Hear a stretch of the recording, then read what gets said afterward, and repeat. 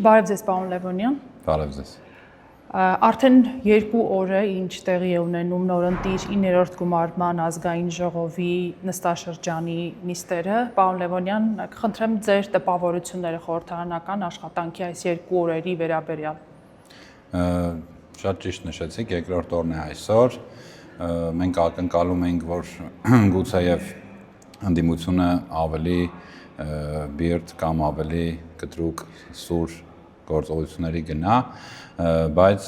գործընկերներս ինչպես փաստեցին, ովքեր որ եղել են 8-րդ գումարման ազգային ժողովում, համեմատ այդ նստաշրջանի մեկնարկի, այս անգամվա մեկնարկը ավելի բարեհաջող էր եւ ավելի մեղմ էր եւ կարելի ասել գուցե ավելի կառուցողական էր, առնվազն ուժեղ Հայաստան խմբակցության կողմից, ովքեր որ մասնակցեցին ԱԺ նախագահի ընտրության գործընթացին, ճիշտ է բոլորը դեմ քվեարկեցին ըստ արդյունքների, բայց ի տարբերություն ուժեղ Հայաստանի, Հայաստան դաշինքը կարծում եմ շարունակում է կրկին ոչ կոնստրուկտիվ լինել, ոչ կառուցողական եւ մասնավորապես այդ ընտրությունները բոյկոտեցին եւ չմասնակցեցին։ Անշուշտ դա նրանց քաղաքական ընտրության հարցն է, քվեարկությանը մասնակցելը, բոյկոտելը քաղաքական տրամաբանության մեջ է տեղավորվում, բայց պարոն Լևոնյան, հետաքրքիր այդ կառուցողական վարքագիծը, որին ականատեսենք 2 օրերի ընթացքում, ըստ ձեզ որքան ժամանակ կտևի, հաշվի առնելով այն հանգամանքը, որ ընդդիմությունը խորհրդարանական 2 խմբակցություններն են իրենց падգամավորների շուրթերով հայտարարեցին, որ իրենք չեն հրաժարվել իշխանափոխության գաղափարից եւ խորհրդարան են եկել նաեւ առաջնահերթ այդ օրակարգով։ Եվ այստեղ ամենակարևոր հատկանշական բանը, ես պետք է մեջբերեմ պարոն Ռուբինյանի եւ առաջարկը եւ խոսքերը, որ որպեսզի ընդդիմությունը ընդունի արդյունքները ի գիտություն հունիսի 7-ին տեղի ունեցած համապետական ընտրությունների, կարող է չհաշտվել այդ արդյունքների հետ, բայց ժողովուրդը համապատասխան քվե է տվել եւ այդ ուժերը ստացել են համապատասխան մանդատներ, բնականաբար ձևավորել են օրենսդիր իշխանության ընդդիմության հատվածը եւ օրենսդիր իշխանությունը հենց նրա մասին է, որ մարդիկ իրենց օրենքներով, օրենքի նախագծերով, բարեփոխման ծրագրերով, իրենց հանրային քաղաքական գործունեությամբ, ԱԺ կանոնագրքով սահմանված լիազորություններով եւ օրենքով սահմանված լիազորությունների համաձայն իրացնեն, յուրացնեն իրենց պարտքը, իրենց ընտրողների նկատմամբ եւ փորձեն ինչ-որ մի բանով լավարկել եւ բարելավել։ Եթե այս դաշ համատեքստում նայենք, բնականաբար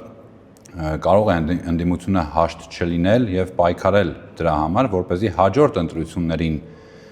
ունենա ավելի լավ արդյունք եւ հետեւաբար համապատասխանաբար ավելի մեծ հնարավորություն, նոր ուժ կամ նոր իշխանություն ձևավորելու, բայց եթե օրինակ ուժեղ Հայաստանում կան մարդիկ, ովքեր պատրաստ են, եւ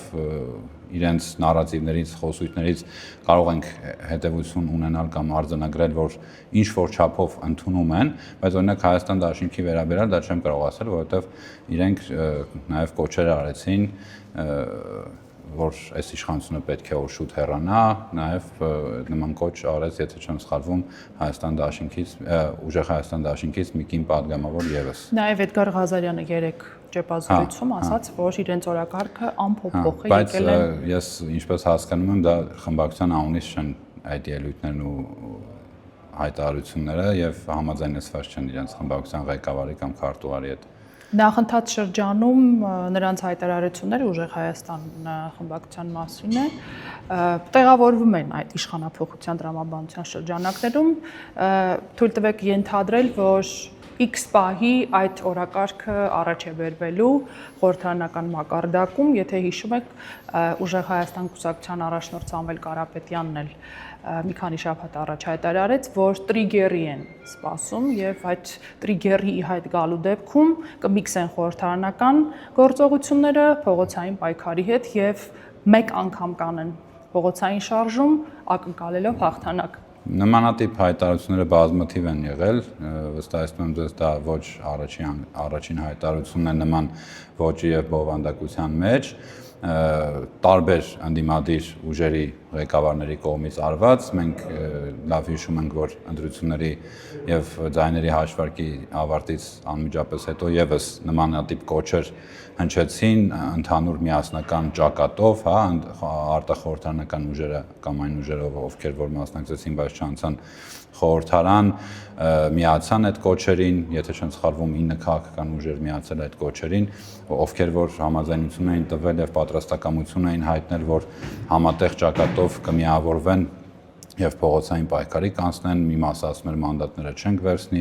ներկա ընդդիմադիր ուժերից, բայց շատ արագ հաշվարկները փոխվեցին եւ կարծում եմ իրենց համար վերահաշվարկ արեցին եւ հասկացան, որ նմանատիպ գործունեությամբ չեն կարող լավ արդյունքի հասնել, ինչի փորձը եւս ունենք, բազմաթիվ ընդդիմադիր շարժումների այդ հանրավակները, փողոցային պայքարը, ես կարծում եմ նրանք ուղղակի պայքարին պատրաստ չեն եւ իրականում չգիտեն ինչ բան է փողոցային պայքարը եւ ընդդիմադիր պայքարը, ինչի լավ օրինակ էր օրինակ քաղաքացիական պայմանագիր կուսակցությունը 2010 թվականներին։ Այդ տրիգեր ասվածը, որի մասին խոսում է պարոն Կարապետյանը, ձեզ ինչը կարող է ծառայել։ Ակնարկում են, որ սահմանադրական բարեփոխումները, երբ որ արդեն բերվեն ազգային ժողով, այսինքն հրապարակվի տեքստը նաև այդ գործընթացը կարող է լինել տրիգեր։ Ձեզ ուրիշ էլ ինչ ազդակներ, խթաններ կարող են։ Հաշվի առնելով եւ իմանալով ընդդիմության գործելավոճը, նրանք ամեն պատեհ կամ անպատեհ առիթ կարող են համարել տրիգեր,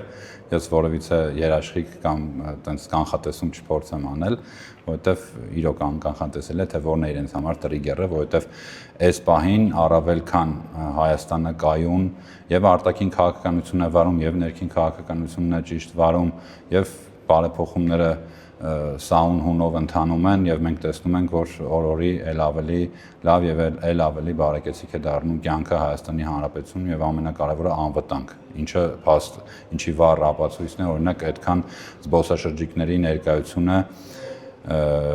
եւ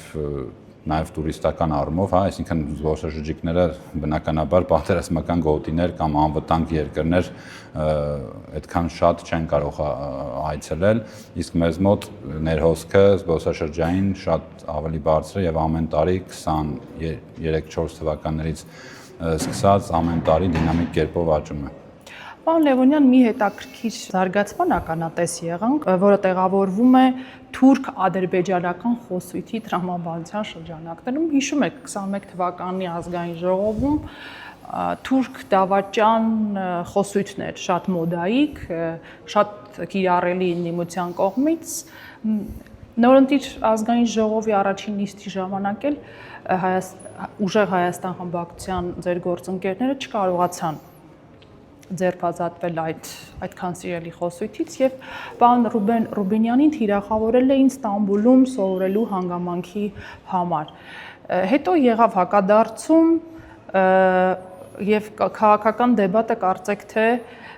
հանդարտվեց հօգուտ այլևս չգործածել թուրք-ադրբեջանական խոսույթը, որովհետև դա լավ տեղ չի տանում։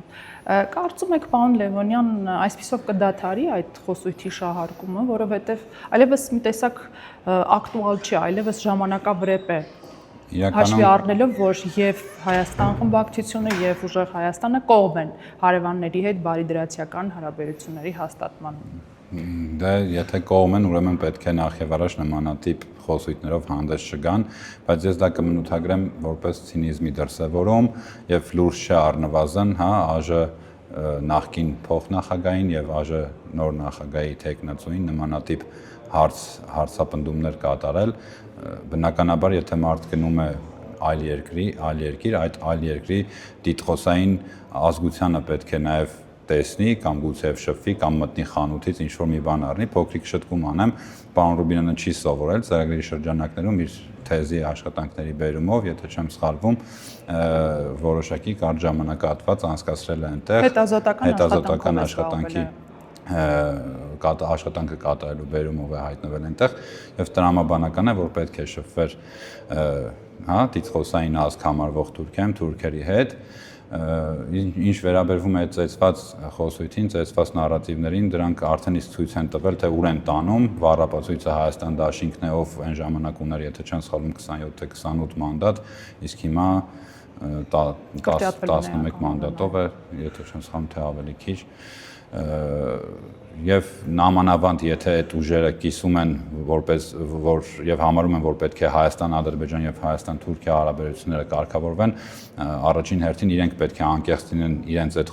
խոստովանության հետ եւ այդ նմանատիպ թեզերը այլ առաջ տանեն, որովհետեւ նաեւ դա առաջին հերթին անարգանք է Հայաստանի Հանրապետության այն 700 մոտ 30,000 քաղաքացիների նկատմամբ, ովքեր որ ձայն են տվել, վստահել են քաղաքացիական պայմանագիր կուսակցությանը։ Նրանք ընտրել են որպես քաղաքացիական պայմանագիր կուսակցությանը, որպես Հայաստանի Հանրապետության իշխանություն եւ խոսել նման ոճով, նման բառամթերքով, նման համեմատություններով, ես կարծում եմ առնվազն այս ամբիոնում նման մանդատ ունեցող առաջնային մանդատ ունեցող անձերի կողմից դա հարիր չէ։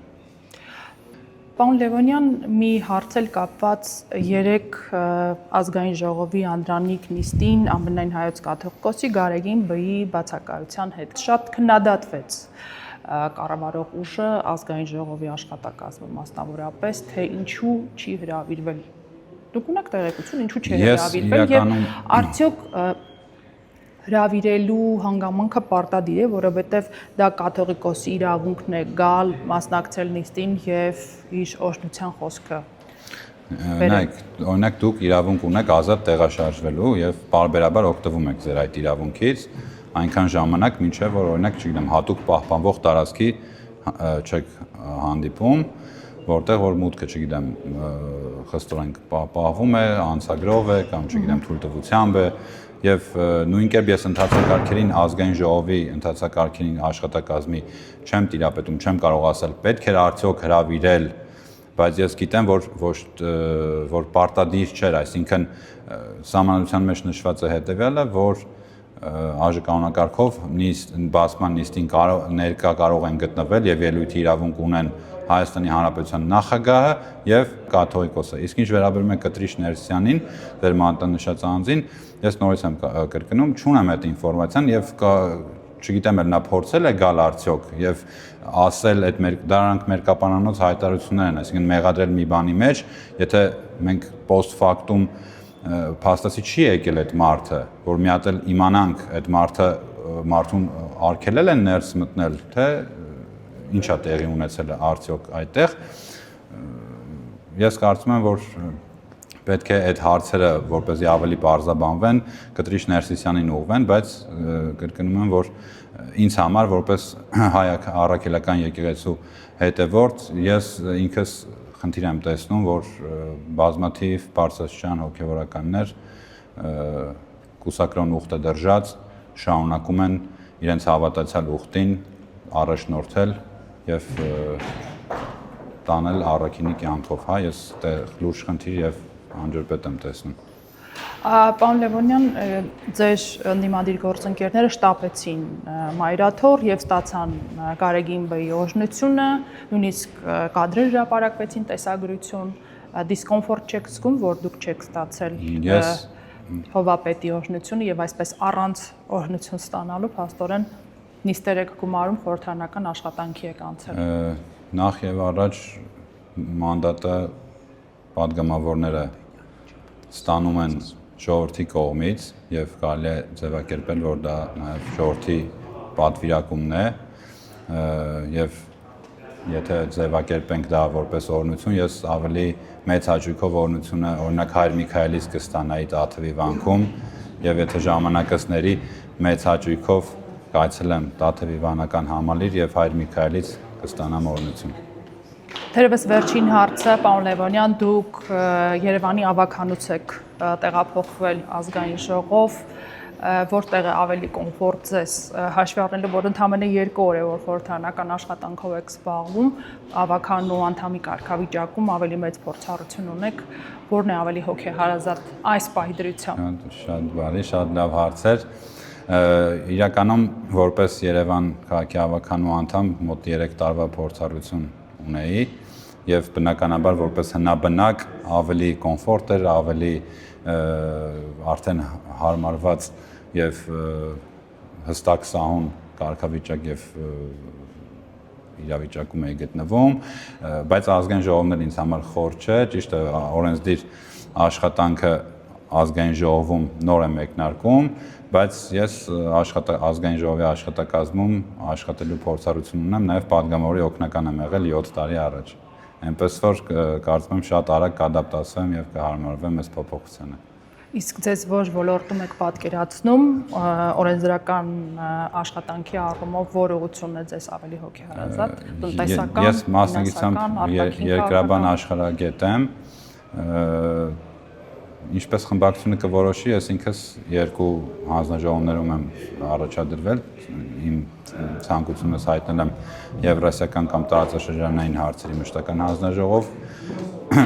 ներգրավելու կամ տարածքային կառավարման մշտական հարցերի հանձնաժողով ներգրավելու, բայց տեսնենք ինչպես կորոշի խմբակցությունը։ Շնորհակալ եմ զրույցի համար, շնորհակալ եմ։ Հավանիչ տեսանյութը եւ բաժանորդագրվիչ նորությունները բաց չթողնելու համար։